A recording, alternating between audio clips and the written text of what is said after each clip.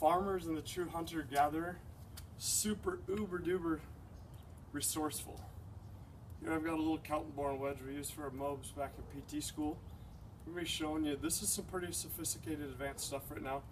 Going after that mid-tarsal joint to open him on up. Mid-tarsal joint, you're like, what in the world is that? What are you talking about, a planet, TV show, on sci-fi, or what the heck is that?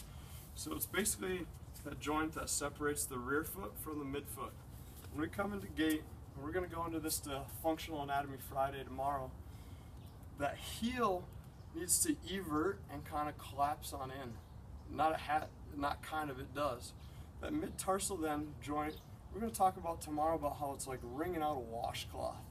And at that joint we need separation so the midfoot and the forefoot can become loose so that we can shape and conform our foot to the change in terrain, the change in surfaces, so that we can sufficiently give ourselves a great load so that we can move well. So Kaltenborn wedges, guys, cost about 40 bucks on Amazon. You know what? My son, my little guy, we have him some cool little wooden blocks. We have a little slab. It's a little bit smaller. It's all right. It's a great little tool, something that's firm and a little hard. We can kind of wedge in our foot. So what we'll do, there's a little bone, so feel kind of the ankle bones right there, the inside ankle bone. You kind of go down a little bit, you feel a little bone straight underneath. Subsyntactum tali. Let's move on an angle and forward to that guy. That's the navicular tuberosity. Separates that talar navicular joint, which is the mid-tarsal joint. Just to the lateral side of him, we have the calcaneus and the cuboid kind of coming together to kind of help form that calcaneal cuboid kind of joint that is the mid-tarsal joint as well. So what we're going to do right now, we're going to take out our little wedges. We're going to palpate that little bone. We're going to palpate that navicular tuberosity. And we're going to wedge in the back side of that wedge right there, right on the back side of that bone. It's going to block that midfoot. It's going to block that forefoot. We don't need a ton, just a little bit at first. But what I'd like to do, I'll get back here so y'all can see me a little bit. So we'll kind of palpate that navicular tuberosity. There we go. It's going to hit the spot. So we want to really unlock that guy. So I can get that effect when I drive with the pick and the press, in sync and out of sync rotation. More so with the in sync rotation because I'm really driving that internal rotation of everything from the top down. I'm also driving in the frontal plane the eversion of the calcaneus, therefore the eversion of the mid-tarsal joint. We'll still get it when we load out of sync, but you'll see what I mean in just a second. So let's start with our in sync rotation first. Single leg toe touchdown. I love the position of the single leg toe touchdowns because it really kind of offsets the pelvis and helps to force and create rotation, whether we have it or not. So whether we have it or not, we need it. So we're going to go right arm. Let's go 45 to 90 degree angle. We're going to go ahead and pick, and we're going to press. I really, really feel that mid-tarsal joint, kind of really, in that midfoot, really getting blocked nicely, which is what I want. And we're also going to get a little dorsiflexion there as well, which will, oddly enough, help to kind of open up that transverse plane, so we get a little abduction, a little external rotation at that joint in TZ1 as well. Let's load out of sync now. So out of sync, we're still getting that dorsiflexion as well as that eversion at the mid-tarsal joint. From the top down, we're really loading back that right butt and that right hip and that rotational transverse plane. So a little pick and a little press. A little pick and a little press. Let's complicate things a little bit. As you're learning, we like to do progression. If we can't progress an activity, you need to throw it out. Throw it out like a rotten pumpkin. Get rid of it. All right, we're going dorsiflex, foam wedge. Dorsiflex, foam wedge. We're going sagittal plane, our focus is dorsiflexion, mid-tarsal joint, talar curl joint. We're going the old Kaltenborn wedge. I'm going to drop him. Dr. Paris loved that, man. So we're going to go in here on that mid-tarsal joint. Right kind of posterior that navicular tuberosity, just a smidgen. Break up that midfoot and that forefoot from the rear foot. And we're going to now, with a single leg toe touchdown, really wind these joints up so we can really hammer home on getting us some good internal rotation. So I found that this is a great activity.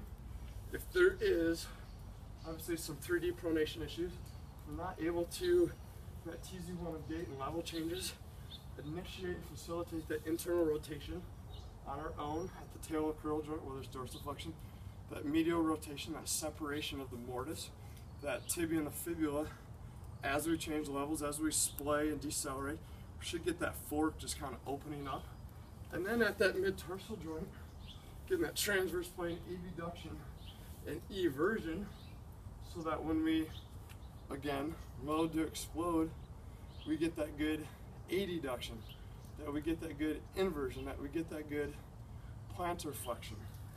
So, we load in sync, and now let's load out of sync. In sync and out of sync from the old side right here. And in just a minute, we're gonna really go nuts with it, which I love. We have some great upcoming episodes of our hunting and gathering episodes. What we're gonna do right now, let's go ahead and throw the BAPs on in there. To really get after the butt, I can really feel that leg just really cranking. BAPs forward. We're going right foot on the left side of the BAPs. We're going, again, the foam wedge. Foam wedge on the left side. Purpose of this, really widen up that frontal plane a little bit more. Really widen up that sagittal plane so we can go after some transverse plane type stuff. What we're gonna do, we're gonna throw in that wedge. Mid-tarsal joint again. Block the navicular, block the cuboid. So now what we have here, we have a few different things. We've got the BAPs, eversion of the calcaneus, frontal plane kind of stuff of the hip, kind of collapse of that hip to the right, which is what we need. We need that butt to be turned on. Sometimes it's like people. We just need to be pushed a little bit. If you think back in the day when there's things that you didn't want to do and your parents forced you to do it, you're thankful for them encouraging you, loving you, and pushing you after the fact to do something that you would not have done on your own.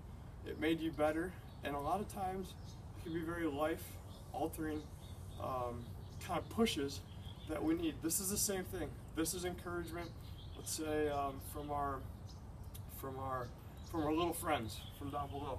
So what I'm going to say that we do right here, let's go ahead and get a little encouragement for the body. Give us a good jam and start to our day. So let's take that right arm. Let's go ahead and load In Synch Rotation. And let's go ahead and rotate and press. I want you to really think about the pick and the press and just controlling the descent. You're going to have to slow things down a little bit more. Balance demand is a lot greater. I can really feel my butt and my hip kind of collapse a little bit more. This is all going to become subconscious with practice, right? So we talk about the stages of motor learning. We have cognitive, associative, autonomic. Over time, we need less verbal kind of cueing, less visual kind of feedback, because we're relying more on our proprioception, sense of touch and feel. Let's go ahead, we turn on a little bit of an angle for you. Let's go ahead and load out of sync now. So we're going to load out of sync. We're going to drive that knee forward. And a lot of times I find if I have people that really bail out with the knee and the hip, this right here going after the In Synch Rotation loading and then going back to out of sync will really help kind of foster and create the change I want to get, which will allow you as the patient to be able to take this home and start using immediately, becoming more dependent upon you rather than me, which is ultimately our goal, you to facilitate the care of your own health. So there you have it, people. We've got the BAPs, we've got the Dorsiflexed kind of foam wedge, Kaltenborn wedge, really going in, giving us some great frontal plane stuff, some great transverse, great sagittal plane stuff. There you have it. There is our pick and press little matrix. We will progress with that.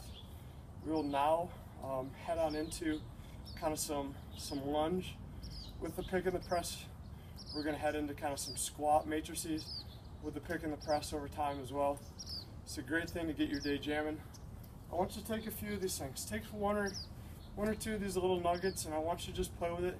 I want to encourage you to make it your own. Sense and feel what your body's doing, play with it, have fun, go to your backyard, enjoy community, enjoy friends, invite people over, play with the activities, go pick, go press.